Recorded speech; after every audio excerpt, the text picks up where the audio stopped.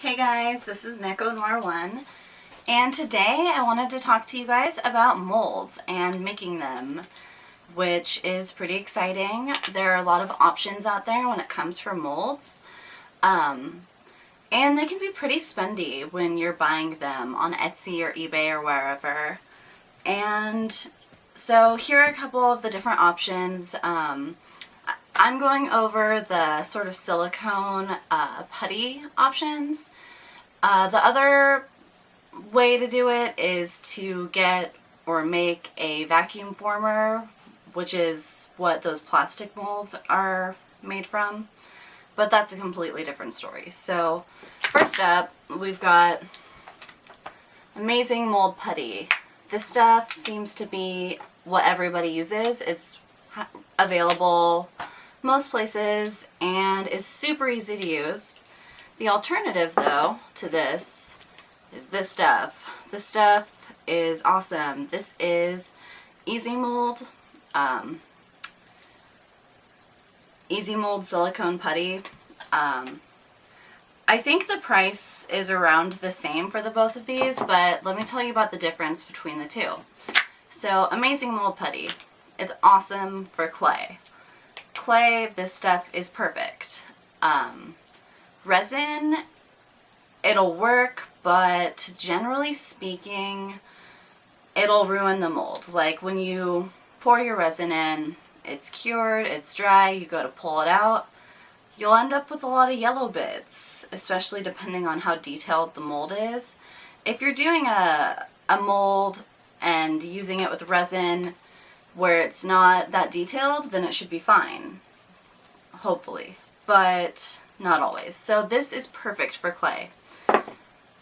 This seems to be a lot stronger. Like when you feel the difference between the two, this feels lighter and softer, whereas this stuff will feel more solid. Like it doesn't bend quite as easily and whatnot. So, next option. We have got, actually this is the wrong box. This is liquid plastic. I'll go grab the right box. Okay, nobody panic. I found the right box. This stuff, oomoo 30. Putting this away. This can be another video if you're interested. I haven't used that yet, but I will. So, oomoo 30. What are you waiting for? Make it now.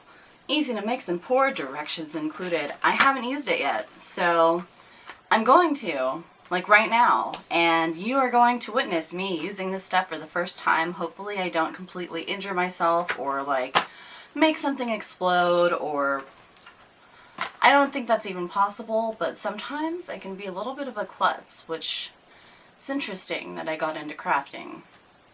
So, I've watched videos and stuff and read all the directions on this stuff, so I'm going to show you how to do it based on my extensive research. Notice I didn't say knowledge. So I am just going to be going over here around the edges and gluing this into place because, you know, I don't want it to move at all. That would not be very fun.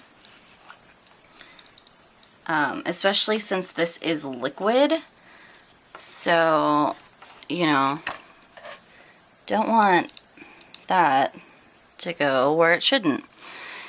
So let the glue dry. Then I'm going to take what I am molding, which is this little cabochon, and I'm going to put a little bit of glue on the back of there. May as well make two of these bad boys. So this stuff, supposedly, is very similar to resin in that you mix equal parts of it. You know, like, here, I'll show you what it looks like. Half this with half this, and then pour it on in. This is what a lot of people use for making soap molds, candle molds. When you see those, like, cute purple molds on eBay and they work really well and they're awesome, this is usually what is being used for that. Okay, that's kind of cool. It's all pink and stuff. Oh god, that's so good. That is way more than I'd wanted. I probably should be wearing gloves. I'm a rebel, I know. Okay. And it is just, okay. See, don't you just love me? Because I'm going to try out things that make huge messes so that you don't have to, unless it turns out well. See if this looks equal. Oh, you're supposed to stir it before using, by the way, so let's see if it still works even though I didn't stir it. Pouring the gloopy blue into the pink gloopy pink. That sounded weird. Pay no attention to my oddness. Okay, so in theory this should turn purple if I did it right. I'm just gonna take this gloopiness. Okay, this is like really, really messy. So wear gloves. Learn from my mistakes, people. Seriously, learn from my mistakes. This is why I make them, so that you guys don't have to. It's nice that I'm using this clear cup because I can see where I haven't mixed it all the way. Ah, that is a very nice purple color. Do you see that? It's fabulous. I feel like I'm doing a good. Okay. Hopefully my mold is sturdy enough for this. Aha, that looks not bad. Okay.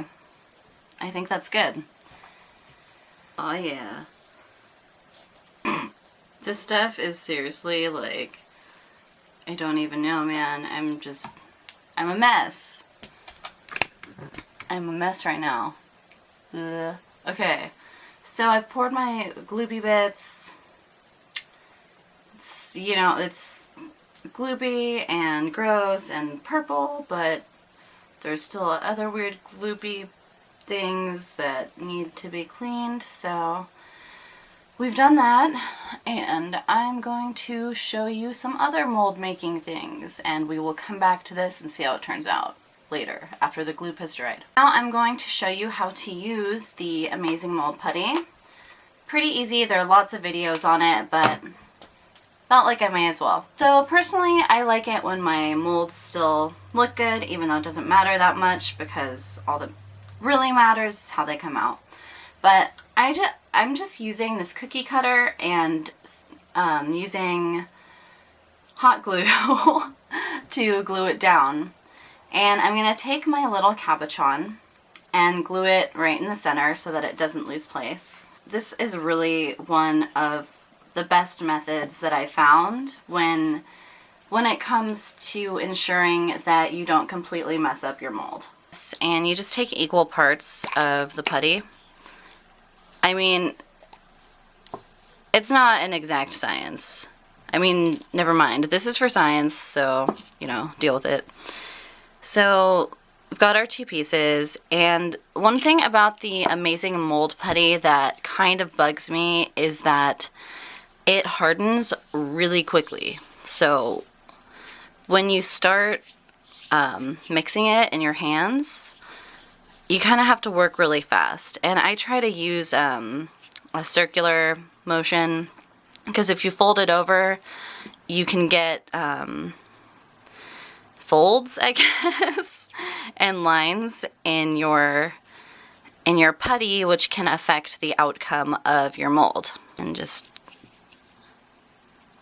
press it in. And it's much easier when you have the cabochon or whatever you're molding just completely, when it's glued down like this, because if not, it can definitely move around a lot, which we don't like. So try not to have your cabochons moving around on ya.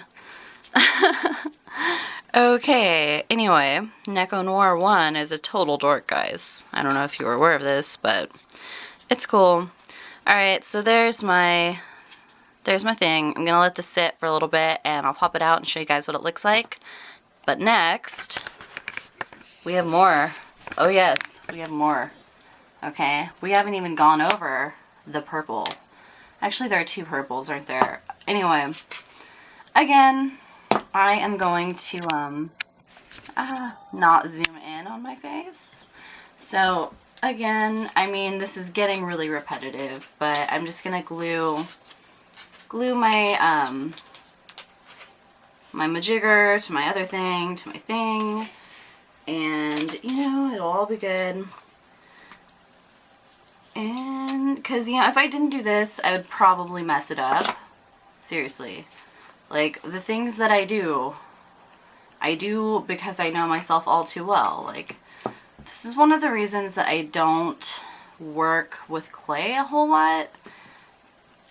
Not just that it's not that I'm not patient for clay.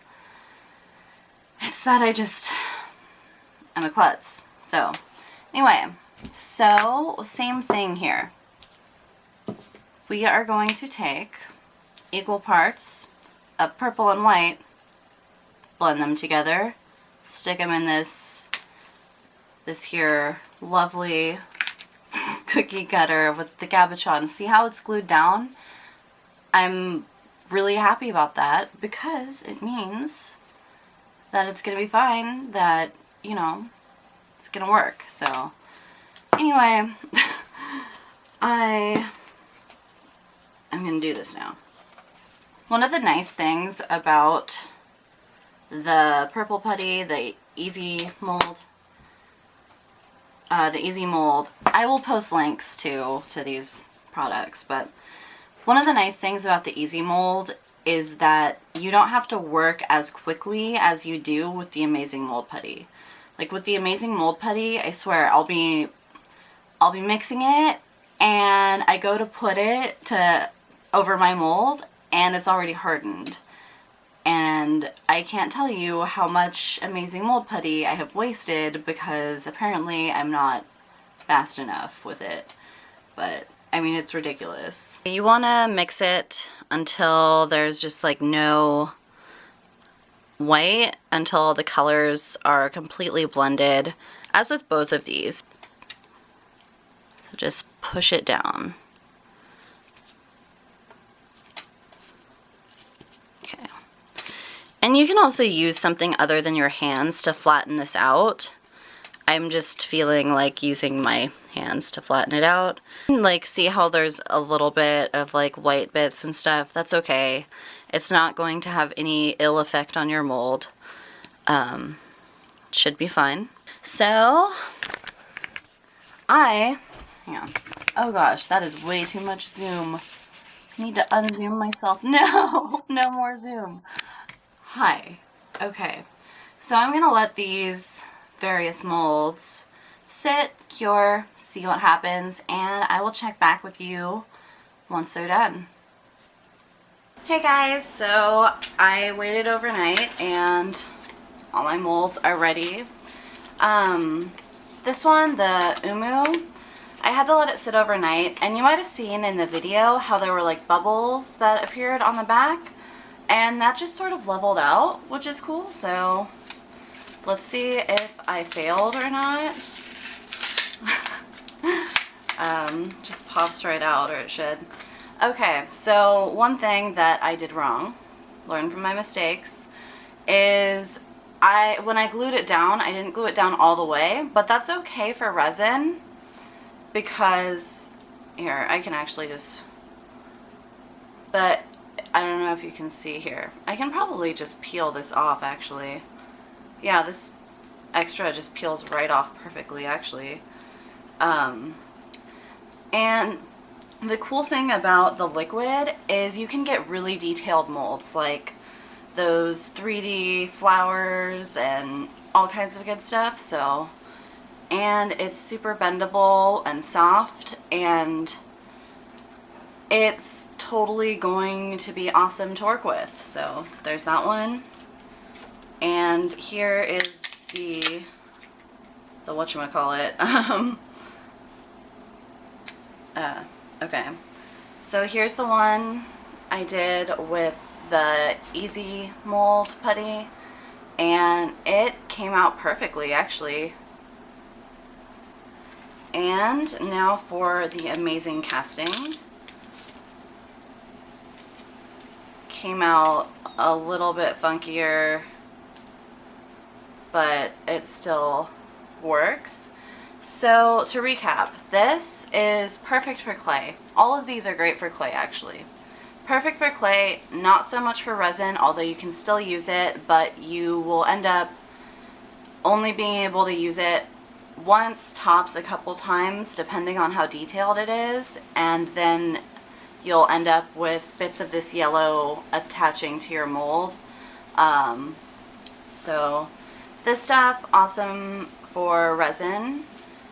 It's one of my, like, when it comes to just the hand mold putties, like, this is the stuff to go with for resin.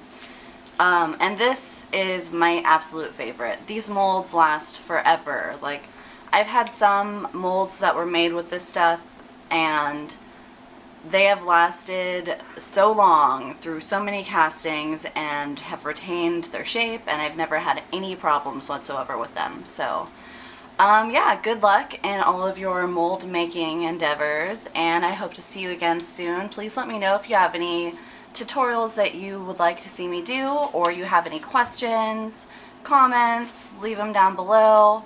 And please be sure to like this video if you like it, and subscribe if you'd like to see more of my videos. So, thanks YouTube, take care.